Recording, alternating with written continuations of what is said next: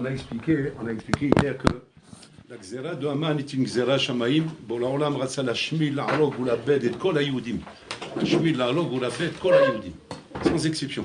Tout le monde soit rasé, comme Israël n'existe plus. Et on a expliqué pourquoi. Chez Nehenu Meota Seuda. Hachem a vu comment ils ont tiré un profit de la Seuda d'Achashverosh. Et on a posé la question, Ma Zekokar Hamour, qu'est-ce qu'il y a de Khumra là-dedans? Parce qu'on s'est tapé un resto. Alors tu veux exterminer Israël? Ils ont été au resto, ils n'ont rien fait de mal. Il y avait la cacheroute de Mordechai Tzadik. On a passé une petite soirée sympathique. On n'a rien fait de mal. On était entre nous, et les Juifs, et tout. Mzrob du roi là-bas, avec sa femme, là, il est devenu fou. Bon, c'est son problème à lui. On n'est pas dans sa vie à lui. Maintenant, on a fait ce qu'on avait, c'est tout. Makara. Pourquoi tellement chamour? Alors, on a expliqué, chez Ana'a Meota Seuda, ce profit que vous avez tiré de cette Seuda, Kaviachol a remis en question, Kaviachol, toute l'ana que le juif a tiré de la Torah. Alors ça, on va essayer d'expliquer ça, cette Nikuda-là. Cette Nikuda, on va essayer d'expliquer. C'est marqué là-bas dans la Torah que lorsque les bénis Israël ont traversé la mer Rouge, là-bas c'est marqué que Moshe Rabbeinu a dû prendre les bénis Israël et les tirer pour reprendre la route. Et quand ils étaient dans Mahamad al-Sinaï, où ils ont reçu la Torah, c'est marqué là-bas qu'ils sont partis d'eux-mêmes. Moshe Rabbeinu n'a pas eu besoin de les tirer pour les faire partir de là-bas. Ils sont partis d'eux-mêmes. Et là-bas, c'est marqué Nassou Ma'er, Ketinok Sheborer mi Bet Sefer. Comme un enfant qu'il arrive à la fin de l'année, c'est Ben Azmanim, ouais, c'est les vacances, et qu'il entend les vacances, hop, Borer Ma'er. Il ne traîne pas. Il ne traîne pas parce que c'est les vacances, il veut s'en aller, il veut prendre ses vacances. Et là, Kadosh Baruch Hu, il a été très peiné de ça. Il a eu beaucoup de peine de ça. Il a dit, quand vous étiez sur la mer Rouge et vous avez sorti de la mer Rouge et vous êtes parti, il a fallu vous tirer. Et pourquoi il a fallu le tirer? Parce qu'ils étaient en train de ramasser l'or et l'argent des Égyptiens qu'ils avaient amenés avec eux. Pour pousser les gens à venir avec lui. Il leur avait donné de l'or et de l'argent, etc. Et donc ils étaient en train de ramasser le butin qu'ils ont ramassé à la Yam. Il était beaucoup plus grand que le butin qu'ils ont ramassé en Égypte. Et il a fallu les tirer là-bas. Mais par contre, quand il est au Mont Sinaï, et pour le il a donné la Torah, il y a eu là-bas un dévoilement du Kavod Hashem. C'est un moment Hatsoum. Là-bas, il n'a pas fallu les tirer. D'eux-mêmes, ils sont partis. Dès qu'ils ont entendu que le film il est fini, ils sont sauvés. Qu'est-ce que ça donne comme argacha? Ça donne comme argacha que je vois que ça te fait kiffer, mais ça te fait pas kiffer. Misé eshlechana, misé enechana. Tu as un plaisir de ça, mais pas de ça. Tu vas dire, bon, ben ça, qu'est-ce qu'on peut faire, Boloram? Ça se commande pas. On ne commande pas les goûts et les couleurs. Les choses qu'on aime, les choses qu'on n'aime pas. Bon, alors là, il me dit, oui, mais tu sais, ça, c'est un gros problème. C'est pourquoi? Parce que quand j'ai créé le monde, il dit à Kadosh Baruch Hu, j'ai créé le monde pour donner la Torah. Comme c'est marqué là-bas, Yom HaShishi Besivan, qui va être le Tnaï qu'Hachem il a fait avec le monde. Qu'Hachem il a fait une condition avec le monde, dit comme ça. Tout ce que j'ai créé, ça n'existera que si Am Israël, le 6 Sivan, ils acceptent ma Torah. Mais s'ils n'acceptent pas ma Torah, tout le monde il est détruit. C'est qu'Hachem m'a montré clairement ici que quoi? Que la Torah représente toute la matara du Olam, la matara du monde. Tu n'as pas compris, c'est toi qui as un problème. Mais pour le Olam, c'est clair pour lui. Et celui qui a étudié, il sait aussi que c'est clair. Que la matara du monde, c'est la Torah. La Torah, c'est pas un loisir, c'est pas un passe-temps. C'est pas quand tu as le temps, tu viens. La Torah, c'est la matara du Olam.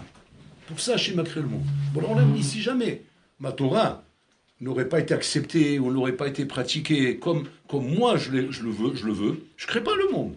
Je n'ai pas créé un monde pour des halloufs qui vont se taper des entrecôtes et qui vont faire à la hache, qui vont se balader et qui vont faire du ski aux deux Alpes, des comme ça. Je n'ai pas créé un monde pour ça, ou faire de la luge, ou se tirer des bombes, faire la boule là-bas en train de faire la guerre contre l'Ukraine. Je n'ai pas créé un monde pour ça.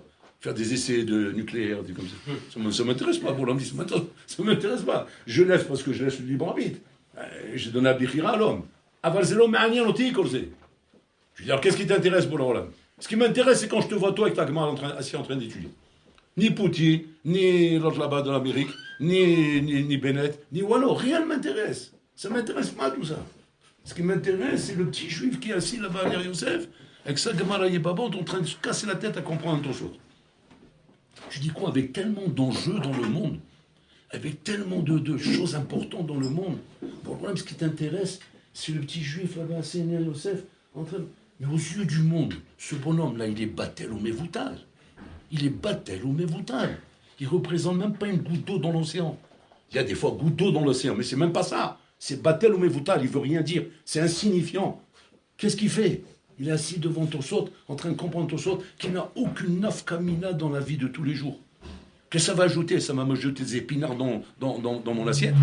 Rien du tout. Chum d'avoir. C'est virtuel. C'est que de la virtualité. C'est un chien qui n'a aucune nafkamina dans ma vie. Ça ne va même pas me payer une paire de chaussettes. Qu'est-ce que ça va me donner plus si je compris tout ça, pas compris tout ça? On ferme la Gemara et on reprend les choses sérieuses. On revient au sérieux de la vie. C'est-à-dire le problème actuel, les finances, les pourparlers, les discussions, les conséquences, le gaz qui augmente, le pétrole qui chute là-bas, et les finances qui vont exploser bientôt. Ça va être le crash boursier mais mondial, où tout va péter, chez Malahem, à Montaï, on est au plus haut, mais après, ça va être la chute libre. Voilà ce qu'on se prépare. Et voilà les choses importantes, qui sont des choses cruciales, importantes, essentielles dans la vie de l'homme. Ok. Donc, vous voyez que c'est là que ses yeux sont tournés. Ses yeux sont tournés vers les événements mondiaux. Tu dis non? Ses yeux ne sont pas tournés là-bas. Tu dis où ils sont tournés alors? Ils sont tournés chez Doudou, qui est assis à Ner Yosef devant sa Gemara, en train d'essayer de comprendre un Tosfot. Il est en plein Ben Azmanim, il n'y a plus personne. Ils sont tous partis. Il est le seul au Beth Midrash. Comme ça, tout seul. Un Beth Midrash immense, avec sa petite Gemara dans son coin. Comme un petit moineau qui vit comme ça dans son coin, en train d'essayer de comprendre un Tosfot. Bon, alors, les mistakel à la Omer. Bisrout Zé Olam Omed. Parle pour lui, le monde y tient. C'est-à-dire que grâce à lui, je trouve la motivation de donner à ce monde de l'existence. Tu arrives à comprendre ça? À qui tu vas t'expliquer un truc comme ça? Qui va gober un truc comme ça? Qui va avaler un truc comme ça? C'est une couleuvre, c'est un alligator. Tu vas avaler un alligator. Là. C'est tu te comprends un peu? Qui peut avaler une histoire pareille? Alors que quand tu vas dans les médias, mais tu vois le contraste, mais c'est là-bas que ça se passe. C'est là le Icar. Sheker, Akol Sheker. Et toi, tu te laisses pris en otage par ce Sheker. Et tu t'investis dans ce Sheker. Et tu te soucies dans ce Sheker. Et tu montes avec tes réseaux une recherche de compréhension dans ce Sheker. Alors que ton cerveau, il te sert qu'à une chose. Comprendre, moi, Shekatou, Betosot. C'est de la folie. Quoi, un décalage aussi grand en Bretagne. Et plus on avance, et plus le machine approche, et plus ce décalage devient vertigineux. C'est l'abîme. C'est une cassée les cassés en Bretagne. C'est des dimensions qu'on n'arrive même plus à calculer. Tellement que c'est en train d'être complètement à l'opposé. À l'opposé. À partir de là, maintenant on comprend l'étonnement qu'on a. Bien sûr, c'est normal qu'on est étonné. Quand tu vas me dire, nous, mais Ota Seouda, je les tue tous. Alors nous, on ne comprend rien. Mais pourquoi on ne comprend rien? Parce que nous, on est là-bas, nous. Mais on est dans ce monde.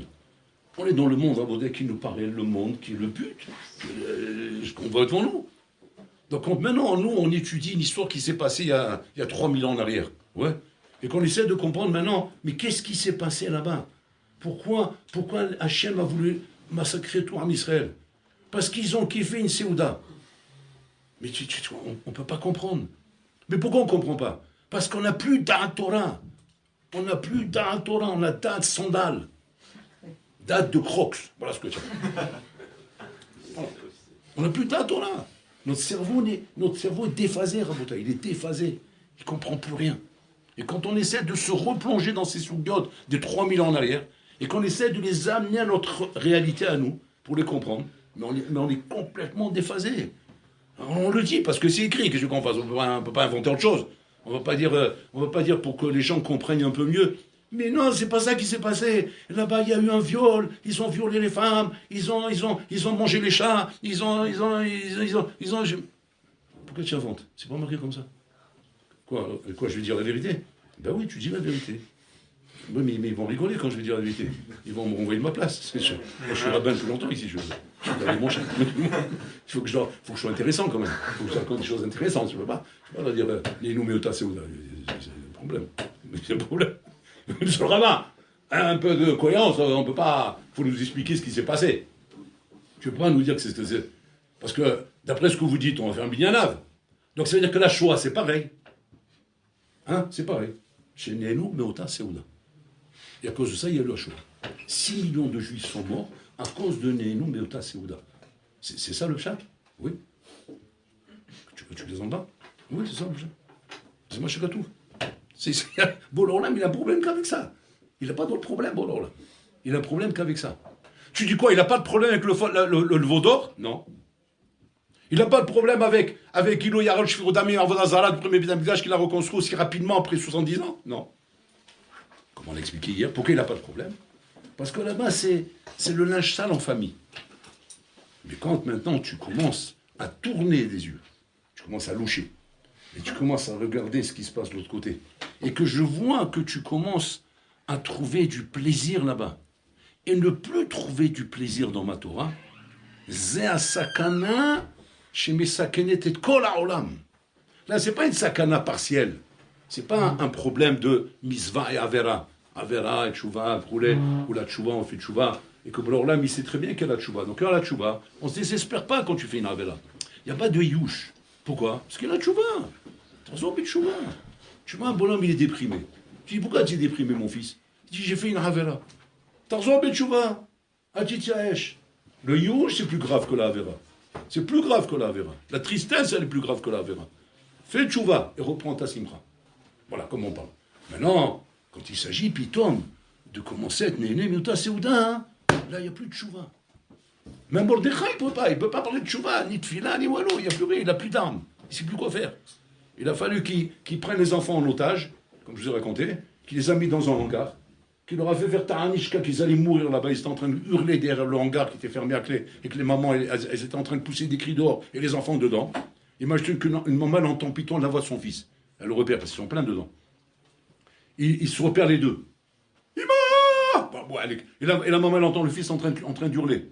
Mais tu te rends compte qu'elle devient folle, la maman. Pour elle, qu'est-ce qu'elle se dit? Mais il est devenu fou, ce vieux-là, Mordechai. Il est en train il les a enfermés à tous. Mais qu'est-ce qu'il veut, Mordechai? Parce que Mordechai, il est en train de faire une opération. Il est en train d'essayer de briser le cœur d'Akadosh Baruch Hu, pour qu'il ait pitié de Ham Israël. Parce que là, c'est que de la pitié.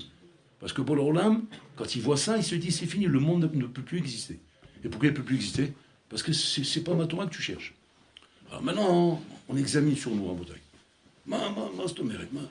Qu'est-ce qu'elle doit avoir comme place, la Torah, dans ma vie? Quelle place elle doit avoir? Ki chayenu ve'ola ki amenu. Ki chayenu. Et comme ça, je fais la bracha tous les matins. 3 brachot. Shelo asani goy, shelo asani aved, shelo asani isha. Ces 3 brachot, il dit Ramon Kotler, elles viennent, les filles à Shlosha Yesodot. Shelo asani goy, c'est-à-dire que chez Saouti Yehudi, il m'a fait Yehudi, je ne suis pas un goy. C'est-à-dire j'ai une histoire. J'ai Akadosh Baruch Hu, je suis attaché à lui, donc c'est quelque chose là-dessous. Shelo asani eved, c'est-à-dire que j'ai les misvot, animé de souvé.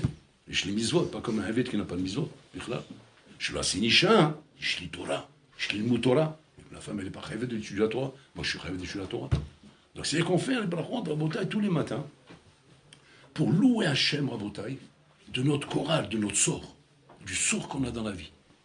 Il n'y a pas marqué dans les brachot là-bas qui m'a rendu intelligent, que je suis devenu docteur, ou que je suis devenu juge ou avocat, ou j'ai fait études de droit, ou bien j'ai fait une belle carrière. Et je suis devenu riche, ou bien il ne m'a pas fait pauvre. Non, ça n'intéresse personne, ça. Bon, il dit, fais ce que tu veux avec ta vie. Mais il y a des choses qui sont essentielles dans la vie. Je suis un goy, je suis un avec, je suis un isha. Et ça, à Botaï, c'est la base de tout. Maintenant, qu'est-ce qui représente cette base? Pour que ces brachot ne soient pas les vatala que tu fais tous les matins. C'est quoi? Que la Torah doit être pour toi le kiff principal. Maintenant, à partir du moment où la Torah, c'est ton kiff principal, même si je te vois partir maintenant aux Deux Alpes, faire du ski, pourquoi tu vas aux Deux Alpes pour faire du ski si la Torah, c'est ta vie principale? Je veux me détendre. Moutar ou assour? Moutar. C'est pas seulement moutar, c'est pour moi les Deux Alpes. c'était créé pour moi. C'est pour moi que c'était créé. Pour détendre un bonhomme comme moi, qui est Ammel Batora. Et pas pour détendre des hazilim et des porcs. Ouais. Qui sont en train comment dire, de perdre leur temps toute leur vie, de batlanim, d'oraita, d'arabana, le pikabala, le pisor, le tout ce que tu veux, ouais. En train de se servir de ce rôle-là merveilleux qu'Hachem l'a créé. Ma pitoum, c'est pour moi qu'il l'a créé. Et moi, mais maintenant, pourquoi je ne suis pas en contradiction? Parce que mon kiff, c'est la Torah. Simplement, je fais ça pour me détendre un peu, pour prendre un peu d'air, pour m'oxygéner, comme je vais à la mer, pour respirer de l'air pur. Pourquoi? Parce que ça me donne une bonne santé. Et comme ça, j'ai des contrôles pour m'assurer étudier la Torah. Je fais de la natation. Pourquoi? Pour ne pas avoir des douleurs, pour ne pas avoir mal au rein, pour être souple. Comme ça, quand je m'assois longtemps, j'ai pas mal au dos, je suis bien dans ma tête. Et ça m'épanouit dans mon crâne. Je suis bien, je suis en bonne santé. Et quand on est en bonne santé, alors on a le shama, il est bien. Quand le corps, il est malade, là, le shama, il ne peut pas être bien. Parce qu'il faut, comme il disait Rafrakin, il faut un bon cheval pour être un bon cavalier. Tu ne peux pas être un bon cavalier si tu n'as pas un bon cheval. Donc occupe-toi ton cheval. Mais où est, comment dire, mon ambition? Où est mon amour? Dans la Torah. C'est là-bas que je suis. Quand Hachem, il a commencé à voir que la Torah ne te donne pas ce kiff. Elle ne te donne pas ce kiff. Je vois combien tu es heureux de fermer ta Gemara quand tu as fini ton seder. C'est-à-dire que tu es devant moi que par chiyuv, par chova, par obligation. Parce qu'il faut être kové haïtim la Torah. Et tu sais qu'après 120 ans, si tu n'as pas été kové haïtim, je vais t'éclater. Alors tu le fais que pour ça. Mais la Torah ne te fait pas kiffer. Ma Torah ne te donne pas du kiff. Ma Torah, ça racole, te saoule. Elle te saoule. Mais tu l'as fait par obligation. Tu trouves un peu de goût dedans, chacun relativement à ce qu'il arrive à investir. Mais je vois où tu as le goût quand Pitom, tu as fait ton céder le matin, par exemple, dans le Benazmanim, et l'après-midi tu rentres, et là tu m'as trouvé des loisirs à faire. Des petits loisirs, chacun avec son petit truc, ouais. Chacun avec son petit truc, à sa manière, pour rester bien sûr dans le cadre des Ashkafot de la Torah. Mais je vois comment tu es là-bas et comment tu es là-bas. Je vois comment là-bas tu es né. Comment tu kiffes et comment là tu ne kiffes pas. C'est ça qui fait de la peine à Kadosh Baruch Hu, Rabotai. Parce que la Torah, Mazahaim chez nous. Et que cette Torah, Rabotai, si elle devient, à un moment donné, elle devient plus notre Haïm, elle devient plus notre kiff principal et notre plaisir principal, Mamash, elle nous met en sakana. Le monde, il est en sakana. Parce que là, il dit quoi? C'est que j'ai donné une Torah qui ne plaît plus à personne. Maintenant, le monde, il est en sakana, c'est comme ça, Rabotai. Donc c'est ça le problème de Pourim. Quand à Pourim, en Botaï, on a compris qu'en Israël, c'est marqué là-bas, qui mouve et qui bloue à Yehudim.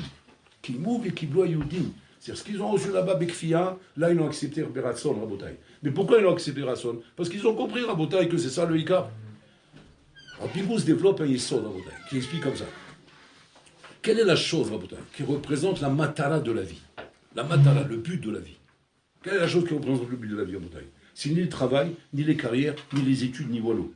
Ce qui représente le but de la vie, Rabotai, c'est le kiff. C'est le kiff. Un homme qui kiffe, c'est un homme qui vit.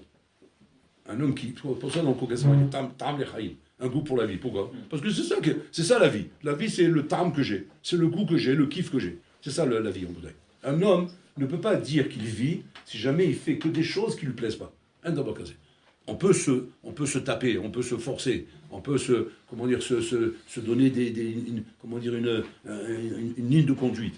Mais il faut que je kiffe, sinon je ne trouve pas de plaisir à la vie. Prends un enfant, par exemple. Un enfant, par exemple, tu vas le faire jouer au ballon. Tu vas le voir, il est en train de kiffer maintenant. Maintenant, tu l'appelles l'enfant, tu dis comme ça. Regarde, maintenant, on va faire un nouveau jeu. C'est quoi le nouveau jeu maintenant? C'est que maintenant, tu vas prendre le ballon, ouais, tu dois l'amener jusqu'à là-bas, et après, tu le ramènes ici. Et à chaque fois que tu le ramènes ici, je te donne un shekel. Et à nouveau, tu le ramènes là-bas, tu le ramènes ici, je te donne encore un shekel. Maintenant, je te pose la question. Où il kiffe le plus? Quand il est en train de courir avec un ballon comme ça dans la prairie, ou bien quand il est en train d'aller venir comme ça, il reçoit un shekel à chaque fois? Quand il court dans la prairie. Pourquoi? Parce que là-bas, même, il n'y a pas de matara. La matara, c'est quoi? Vivre. L'iriot. Quand un homme vit, Rabotai, sans matara, c'est ça l'ana qu'il a. De ne pas avoir une matara. Faire quelque chose qui est là que pour le kiff, que pour le plaisir. C'est un tam chez la chaim. C'est pour cela que même si un bonhomme, pour des raisons, comment dire, impératives, il est obligé d'avoir un métier, d'avoir du travail, de gagner de l'argent, mais tout ça, ça représente le devoir de la vie. Mais ça ne représente pas le plaisir de la vie. Il y a le devoir de la vie, c'est mon devoir, et il y a le plaisir de la vie. Le plaisir de la vie, c'est Foshatachai. C'est là où tu te projettes réellement. C'est là où un bonhomme, il dit, je suis heureux.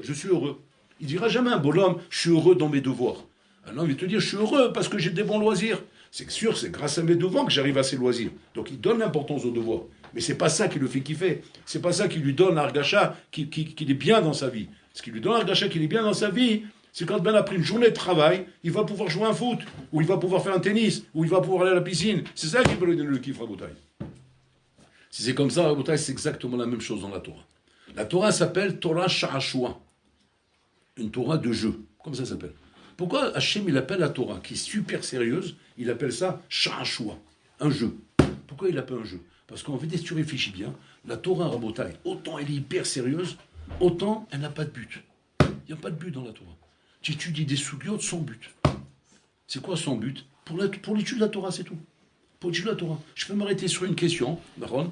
Même si Nachinami, les questions, il faut qu'elle ait une nafkamina. Une nafkamina pour pouvoir trancher une halakha. C'est-à-dire, et pour savoir maintenant si cette chose-là est mutarosu.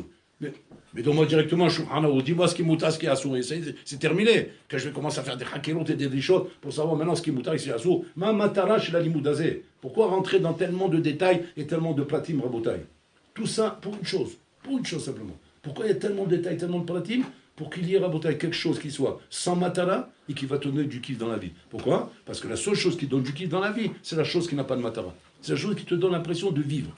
Quand maintenant, Hazé Shalom, tu as réussi à trouver autre chose dans la vie, okay, qui est quelque chose qui va te donner, Rabotai, du kiff, à part la Torah, c'est fini, Rabotai. La Torah devient un devoir. Si la Torah devient un devoir, c'est fini. Elle ne représente plus le kiff. Elle ne peut plus être une matara pour toi. Ça peut plus être pour toi hein, ta raison de vivre. Ta raison de vivre, ça va être quoi? Ton boulot, ton argent, ce que tu mets de côté, tes carrières, tes ignanimes. Et la Torah, ça va être simplement, comment dire, un devoir. Un devoir que tu auras, hein, d'être kovéatim la Torah pour être yotzei dechova.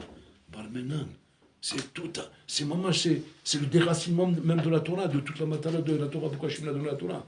Quand Hachem il voit ça dans le monde, comme il a vu ici quand ils ont été nés, mais au Tasséouda, c'est un shoresh, c'est le shoresh rabotai du Chorban. Le shoresh du Chorban, il est là, rabotai. C'est-à-dire qu'un homme, quand il se demande la question maintenant, ouais, et que la Gemara dit elle-même, j'ai pas mis sourim la dame, il pêche le maasa. Puis je pêche velo matza, il plaît bavol bitul Torah. C'est quoi le chat de bouteille? Tu n'as pas trouvé. Tu n'as pas trouvé pourquoi j'ai des problèmes. Vida ken gilmila, tu ne trouves pas. Il plaît bavol bitul Torah. Pourquoi il plaît bavol bitul Torah? Quoi Hachem il donne des souris à l'homme parce qu'il fait bitul Torah. Bitul Torah, ça va, j'ai rien fait de mal. Pourquoi j'ai pas étudié Azma? Je n'ai pas fait de Averot. Parce que le bitul Torah, bouteille, représente le shoresh du Chorban. Si Chaz et Shalom, un bonhomme Rabotai, n'a pas de kiff et de plaisir dans sa Torah, Chaz et Shalom, en Olam Besakana, ta vie est en Sakana. Et c'est ça qu'on a compris à Purim. Pour ça, c'est marqué Kimouv et Kiblu Ayudim. Ils ont compris à Purim Rabotai ce qu'Hachem leur a fait comprendre, Bekfiya là-bas. Il leur a aimé la montagne. Il leur a dit comme ça si vous vivez dans ma Torah, Mutav, Vimlav, Sham Tekvu la Trem. C'est-à-dire, c'est le Chorban. Seulement maintenant, vous ne le comprenez pas. Vous ne comprenez pas pourquoi? Parce que vous sortez d'Égypte. Vous êtes sur le mont Sinaï, vous avez reçu la Torah avec des Nissim et Niflaot, vous ne pouvez pas comprendre maintenant. Plus tard, vous allez comprendre. Ils sont arrivés à Purim, là, ils ont compris. Ils ont compris comment les Chaora, ce qui leur paraissait être quelque chose de normal, d'être né Meuta Souda, comme être né de la vie. Je veux kiffer ma vie, je veux avoir des choses, des plaisirs, des loisirs, etc. Et ma Torah, c'est un devoir. Et que ça m'a mis en sakana, Balmenan, de me trouvant l'extermination de Am Israël à Botaï. Ça m'a aidé à comprendre qui mouve et qui bloie Yudim. Ça m'a aidé à comprendre que la Torah, c'est Chaim à Botaï. Donc là, on a un souci. À partir de là, on a un souci. Purim, donc, est là pour m'apprendre que quoi? Que tu as un souci. Tu as un souci si jamais tu n'es pas né à Torah chez lui. Et qu'on parle bien sûr de quelqu'un qui s'examine et qui émette avec lui-même. Parce que si on n'est pas émette, chez Mishmor, alors là, il sera là pour mettre de l'ordre. Donc il faut qu'on soit émette. Que quoi? Que si un homme se rend compte, un parmi nous, hein, qu'il n'est pas né de la Torah, comme il est né Rabotai, des choses qu'il y a dans le monde, il est mamash, bidou, dans le Matzav, dans Israël, puis Purim. Il est en sakana. Tu es en sakana. C'est sakana de quoi? D'extermination. Sakana de disparaître. Maman, tu es en sakana. Tu ne peux pas t'étonner qu'Hachem, l'Oralenu, il envoie la Shoah dans le monde, il envoie le Chorban dans le monde, il envoie la destruction dans le monde. Qu'est-ce que tu vas me dire? Tu vas me dire, ouais, mais pourquoi Hachem il fait ça? Pourquoi il est méchant? Pourquoi il est dur? C'est pas lui qui est dur, c'est pas lui qui est méchant. C'est toi qui es méchant, c'est toi qui es dur. C'est toi qui es Nachinami qui est en train de mettre le monde en sakana. Pourquoi? Parce que tu n'as pas compris que le monde n'existe que grâce à Am Israël, qu'on reçu la Torah. Et si Am Israël commence à vivre comme les goïms, et que le chemin que tu prends, c'est là-bas qui t'amène. Doucement, doucement, mais sûrement. Mais en fin de compte, c'est là-bas que tu vas finir. Parce que ici, je te vois. Dans 10 ans, dans 20 ans, dans 100 ans, dans 200 ans, dans 1000 ans, je ne sais pas dans combien de temps, tu ne seras plus là. C'est fini. Ici, il n'y aura plus rien à Rabotai. Il n'y aura plus rien, pourquoi? Parce que c'est l'histoire qui veut comme ça. L'histoire, Rabotai, fait que la Torah ne peut être transmise et perpétuée qu'uniquement que s'il y a, Rabotai, des bonhommes qui sont accrochés à la Torah, qui chayen ouvert le chiamenu. C'est pas Stam que Raphaël Vologine à son époque, Rabotai, il a ouvert les kolélim. Pourquoi il a ouvert les kolélim? Jusqu'à maintenant, il n'y a pas de kolélim. Qu'est-ce qu'il y avait? Des bonhommes qui bossaient. Ils bossaient, ils travaillaient. C'est ce qu'il y avait. Ils travaillaient et ils étudiaient la Torah. Et quand ils étudiaient la Torah, ben, le matin, le soir, quand ils trouvaient du temps. Mais c'est comme ça que le monde y tenait. Il n'y a jamais eu des kolélim. Ni à l'époque des Tanaïm, ni à l'époque d'Aramoïm, ni à l'époque des Rishonim, ni à l'époque de toutes ces époques. Ephraim Evlogi s'est levé, il a dit il faut mettre les kolélim en place. Qu'est-ce qui est arrivé là-bas? Ephraim Evlogi, Rabotai, qu'est-ce qui est arrivé? C'est tout simple. Il a vu, que le Olam, il est en train de chuter. Il a vu que Léa est en train de chuter. Tu n'as plus les mêmes bonhommes. C'est plus les mêmes bonhommes. Le monde, il change. Les bonhommes ne sont plus assis dans leur étude de la Torah à Rabotai comme ils étaient assis avant. Les bonhommes, ils travaillaient à Rabotai. On dit, ma femme me raconte au Maroc comment son grand-père, il avait une affaire à Rabotai de tissu, mais il ne s'approchait pas de l'affaire tant qu'il n'a pas fait son limoud Torah. Les Arabes, ils venaient, ils criaient. Il lui disait, mais les clients, ils sont là-bas. Qu'est-ce qu'on fait? Comment on fait? Il dit, Shamout au Koulam. Yoshev Elomed. Je viens quand j'ai fini mon limoud, c'est de te donner l'argacha que c'est ça le Ika. Il venait là-bas, genre, Bidi Avad, Tafel. Et Hachem lui donnait la bracha. Il était tranquille, lui. Tranquille. Quand il y a des hommes comme ça, je comprends que tu n'as pas besoin de collègue. Mais pourquoi? Parce que ils ont compris c'est quoi la Hashib ou la Torah. Au Beth Midrash, tu les trouves, les bonhommes, ils sont là-bas.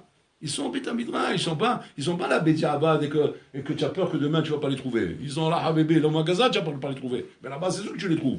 Le magasin, c'est un nez si tu les as vus. Parce qu'il se peut maintenant, Pitom, qu'il a une question qui l'intéresse, et aujourd'hui, il ne vient pas. Et pourquoi il ne vient pas? Parce qu'il a une couche. Attends, quoi le magasin? Le magasin, t'inquiète pas, c'est Bolo qui donne la parole. Pour lui, il fait de ça encore. Pour lui, c'est de l'autre. Il n'est pas là-bas, il est là. Mais quand Raphaël Mivologine, il a vu que quoi? Que ça, c'était en train de chuter. Et que le bonhomme, de plus en plus, il était plus dans le Chol que dans le Kodesh.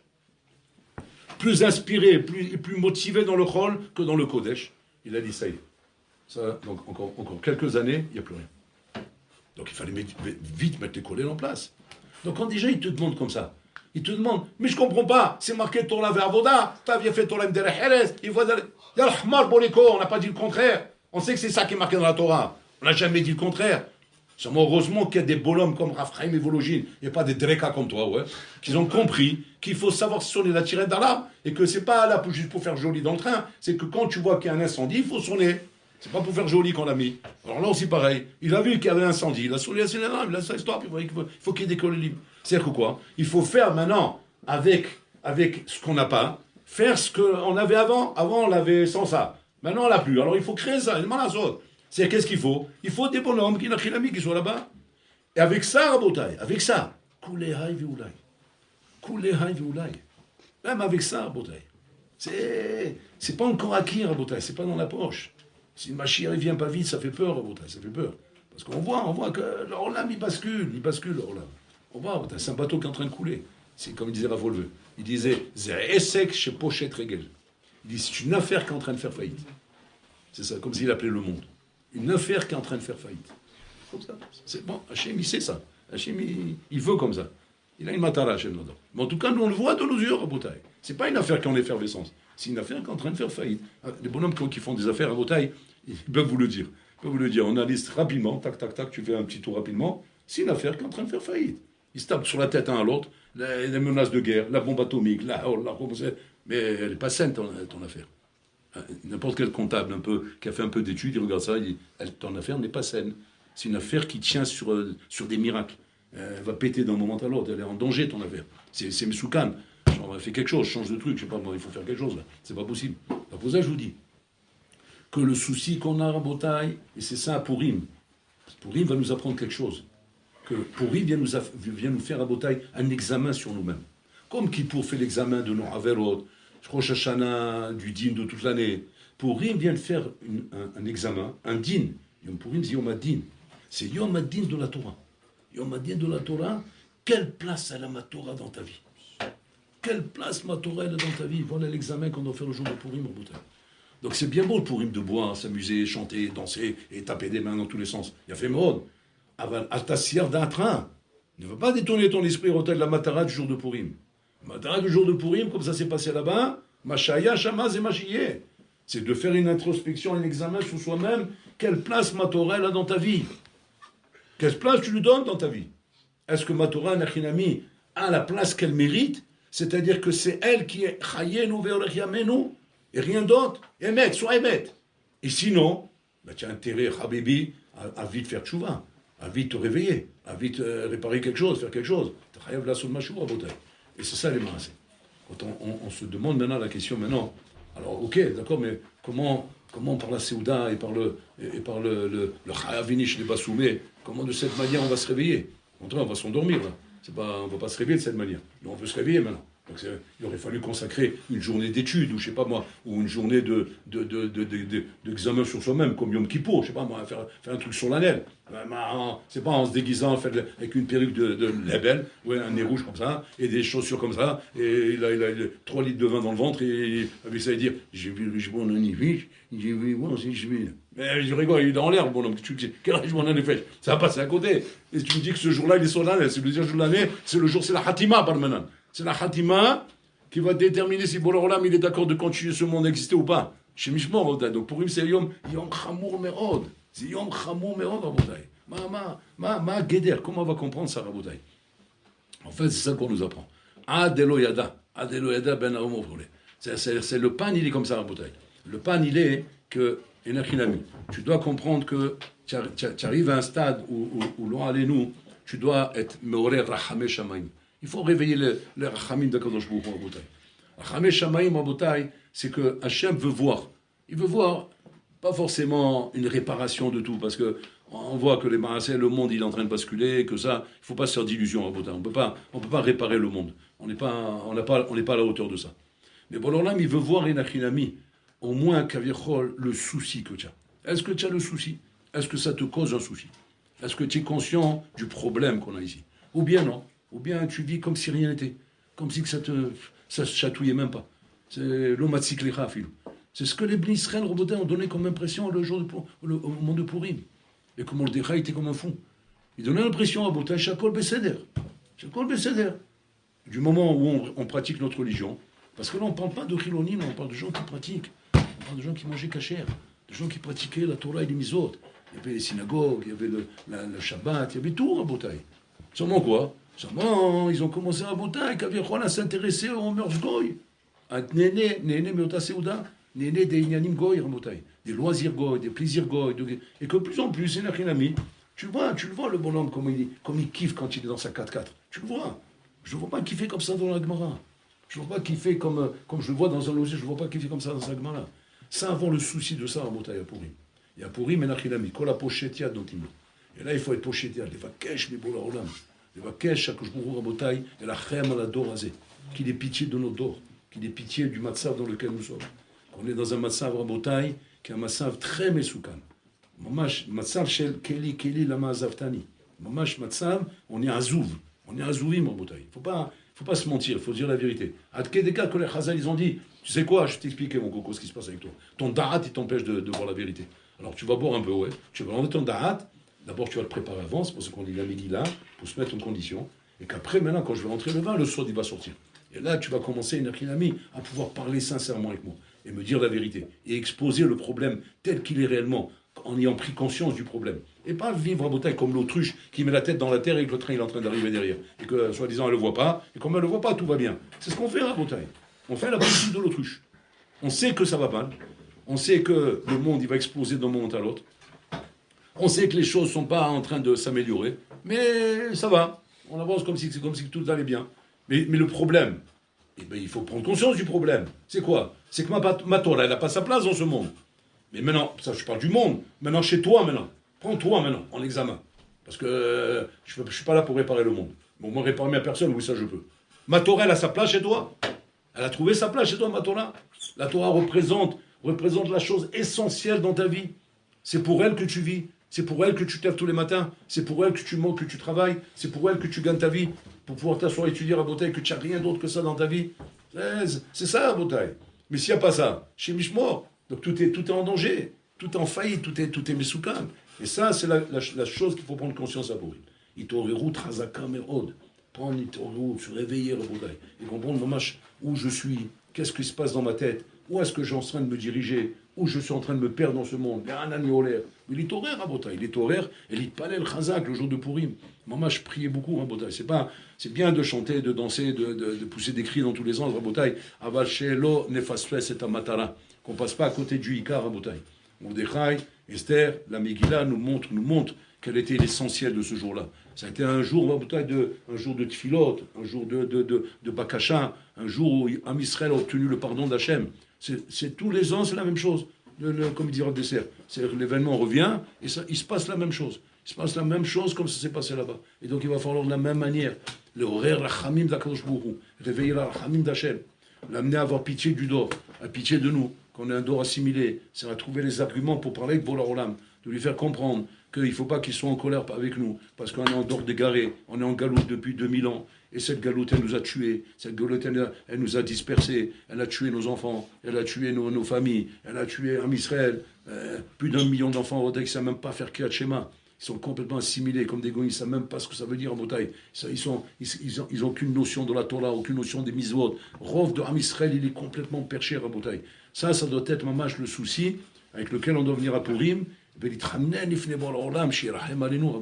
parce que mamash העולם בסכנה, רבותיי. העולם ממש יהיה בסכנה. אנחנו מצפים, ודאי qu'on a l'espoir que pour l'Olam, il מרחם עלינו, parce que sauf sauf, Hachem ou Rahman. Mais pour ça, il faut qu'on demande. On ne peut pas, comme ça, être sommaire à la Rahman ou Shel HaKadosh Baruch Hu, Kilou Mvater. Hachem Vatran ou le Vatran. Hachem ou le Vatran. Si tu pries et tu demandes sincèrement, bon l'Olam, on est.